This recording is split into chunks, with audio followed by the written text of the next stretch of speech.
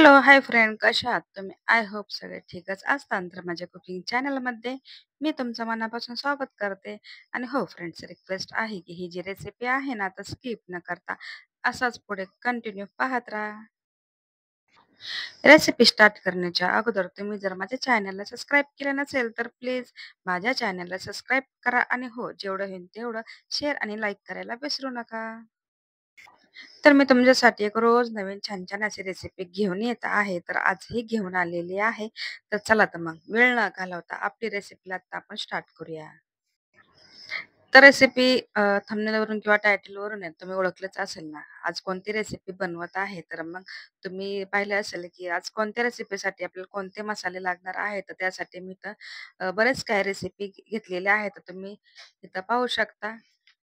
अ, एक मी तवा घेतला आणि तव्यावरती काय केले, 1 चमचा इथं मी घेतलेला आहे बडीशेप. तसंच त्याच्यासोबत 1 चमचा मी घेतलेला आहे धने.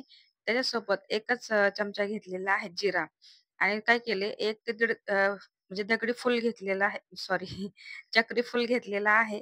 7 ते 8 इथे घेतलेलं आहे लवंग आणि 7 ते 8 इथे मी घेतलेले आहे काळी मिरी आणि 4 इथे बारीक जी इलायची असते ना आपली ती हिरवी इलायची ते घेतलेली आहे आणि 2 इथे काय केले मी मोठी इलायची घेतलेली आहे आणि इथं मी घेतलेलं आहे बिडगी मिरची त्याला तोडून घेतलेली आहे आणि 2 पानं आहे ना आपल्यात ते जे तेजपत्ता असतात, तमालपत्र ते इथं मी म्हणजे असं फाडून घेतले आणि त्याच्यासोबत मी काय केलंय, जे खोबऱ्याचा किस असतो ना, मार्केटमध्ये मिळतं म्हणजे दुकानामध्ये, ते इथे मी घेतलेलं आहे. जर तुमच्याकडे नसेल तर तुम्ही काय करा, किसून पण ह्याच्यामध्ये खोबरं आहे ना, ते ॲड करू शकता आणि त्याला आपल्याला काय करायचं थोडंसं म्हणजे आपल्याला काय करायचं तव्यावरती ना भाजून घ्यायचंय आणि ते भाजून झाल्याच्या नंतर थंड पण झालेलं आहे. तर ते आता काय करते, मिक्सरच्या जारमध्ये मी बारीक करून घेतलेलं आहे आणि काय केलं त्याच मसाल्यामध्ये ना थोडंसं मी मीठ ॲड केलंय. अर्धा चमचा म्हणजे अर्धा किंवा 1 चमचा तुम्ही ते काय करू शकता, की साखर पण ॲड करू शकता. ते मस्त फाईन अशी पावडर तयार झालेली आहे. तर आता ती पावडर जी आहे ते एका वाटीमध्ये काढून घेतली आणि त्याच मिक्सरच्या जारमध्ये मी काय केलंय, इथे मी 10 ते 12 इथे लसूण म्हणजे लसूण घेतलेला आहे आणि त्याच्यासोबतच आहे ना, ती बिडगी मिरची आहे, तर मी काय केली भिजवून घेतलेली होती जवळपास 1 ते दीड तास ती चांगली भिजल्या गेलेली आहे. तर आपल्याला ह्याची काय करायची प्युरी तयार करून घ्यायची आहे. त्याच्यासोबत थोडंसं मीठ ॲड केले आणि त्याच्यातच मी काय केले अर्धा लिंबू आहे ते पिळून ॲड केल्याच्या नंतर मिक्सरमध्ये चांगल्यापैकी पेस्ट तयार केलेली आहे. म्हणजे ही लसणाची पेस्ट झाली बरं का. आणि आता इकडे तुम्ही पाहू शकता एक कढई घेतली आणि कढई ना तापल्याच्या नंतर जवळपास अर्धी वाटी किंवा 1 वाटी असेल तर त्याच वाटीमध्ये मी काय केले चिंचाचा जे पल असतो ना ते काढून घेतलाय आणि ते पल आता काय केलं थोडीशी उकळी आल्याच्या नंतर आहे ना त्याच्यामध्ये गूळ ॲड केलेला आहे. चिंच खूप आंबटच होती, म्हणजे आंबटच असते. तुम्ही म्हणता आंबटच असते. तर आंबटच आहे. तर काय म्हणजे कधी-कधी काय असतं, की चिंच पण काही गोड असतात, काही आंबट असतात. मग त्यासाठी ना गुळाचं प्रमाण शक्यतो जास्त कळत नाही. तर मी काय केले, 1 वाटी ना चिंचाचा पल काढून घेतला होता ना, त्याच्यामध्येच 1 वाटी काय केले, गूळ ॲड ॲड केलेला आहे आणि नंतर पण थोडंसं आंबटच झालं होतं. म्हणजे थोडंसं परत मी आणखीन गुळाचा एक खडा ॲड केला.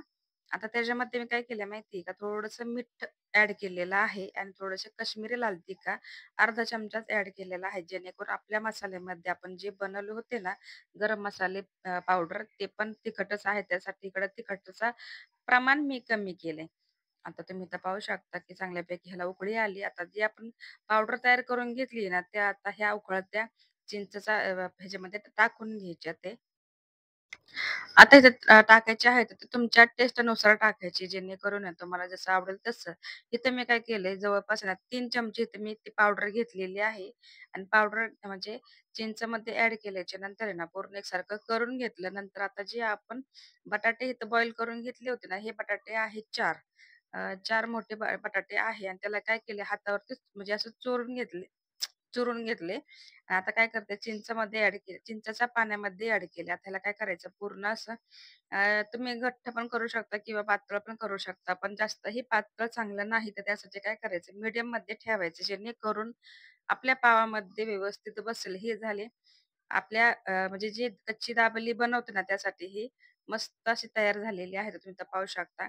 जर मोठे-मोठे तुकडे असेल तर तुम्ही काय करा मॅशरने एकदम बारीक करून घेऊ शकता. तर ही जी बटाटा आहे ना, तर मी चिंचेच्या पाण्यामध्ये शिजवून घेतलेला आहे. तर तुम्ही इथं पाहू शकता चांगल्यापैकी आपलं जे बटाटा आहे तर ते चिंचेच्या पाण्यामध्ये शिजल्या गेलेला आहे. त्याला थंड होण्यासाठी आता आपण काय करूया, एका प्लेटमध्ये काढून घेऊया जेणेकरून आहे ना त्याचं आता आपल्याकडे तर काही एवढं साधन नाही म्हणजे कसं असतं, की रोड साईडला कसे मस्त असे लावलेले जातात, तसे आपल्याकडे काही साधन नाहीत. आपण काय करूया एका प्लेटमध्ये ह्याला सजवून घेऊया. आणि ते तुम्हाला पुढे चालून व्हिडिओमध्ये कळेलच.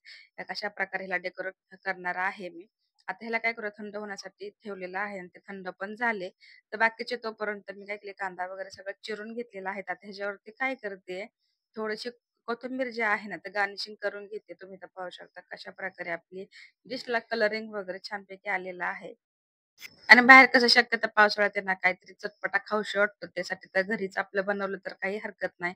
घरचे लोकं पोटभर खातील आणि ते पण टेन्शन नाही आणि खात्रीनुसार. कारण बाहेरचे कसं असतं, की काहीतरी खाल्लं ना, काही ना काही त्रास व्हायला चालू होतात. त्यासाठी काय करायचं, आपल्या घरच्या घरी छानपैकी अशी रेसिपी बनवून घरच्यांसाठी मस्तपैकी चांगली रेसिपी इथे तुम्ही पाहू शकता. आता मी काय केलंय, थोडीशी कोथिंबीर वगैरे टाकली, थोडंसं कांदा जे आहे ना, चॉप करून घेतलेला आहे, ते पण ॲड केलंय. आता जे खोबऱ्याचा किस्सा आहे ना, आपल्याकडे मोठा-मोठा नाही, तर मी वेळेत जाईल आणि हो, ह्या रेसिपीला थोडासा वेळ लागतो बरं का.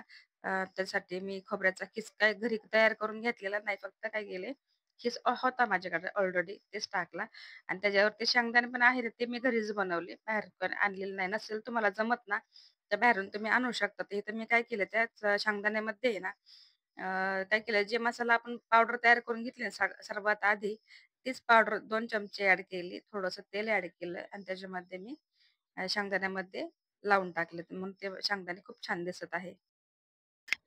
जसे शेंगदाणे दिसतात ना, तसेच आपण मार्केटमधून जसे आणतो ना, तशाच पद्धतीने झाले होते. कारण बनवण्याची टेक्निक असते तसं ते एकदम भारी झाले होते. दुसरीकडे तुम्ही पाहू शकता मी काय केले, थोडीशी जी जिरं शेव असते ती मी मार्केटमधूनच मागवली आणि जे आपले आहे ना, तर डाळिंबाचे दाणे ते पण मी ह्याच्यावरती ॲड केले.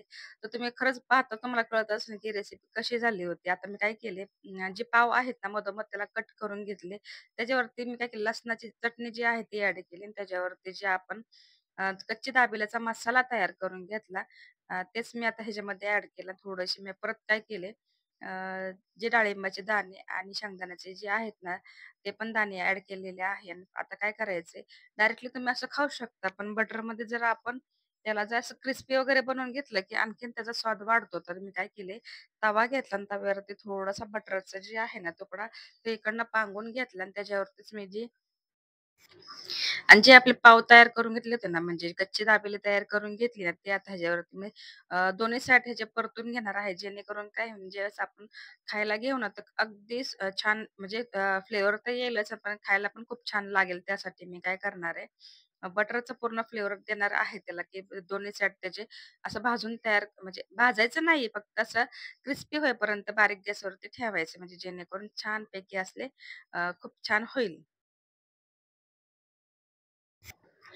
तर आपली एक साईड तर भाजून झाली आहे. आता काय करूया, दुसरी साईड पण आहे ना, ती पण आपण अशीच पलटी करून घ्यायची आणि थोडंसं बटर ॲड करायचं आहे. कोणाला आवडत असेल तर तुम्ही बटर ॲड करू शकता. नाहीतरी डायरेक्टली तव्यावरती ठेवलं तरी ते आपोआप चांगले होतात. तर माझी फायनली जी रेसिपी आहे ना, कच्ची दाबेली स्ट्रीट स्टाईल पद्धतीने एकदम झालेली आहे. तर तुम्हाला ही रेसिपी कशी वाटली नक्की मला कमेंटमध्ये सांगा. व्हिडिओ आवडला असेल तर व्हिडिओ लाईक करा, चॅनलला सबस्क्राईब करायला अजिबात विसरू नका. भेटूया नेक्स्ट व्हिडिओमध्ये आणि हो, ज्यांनी हा माझा व्हिडिओ पाहिला असेल ना, त्यांचा मनापासून आभार मानते आणि हा व्हिडिओ मी इथं सेंड करते.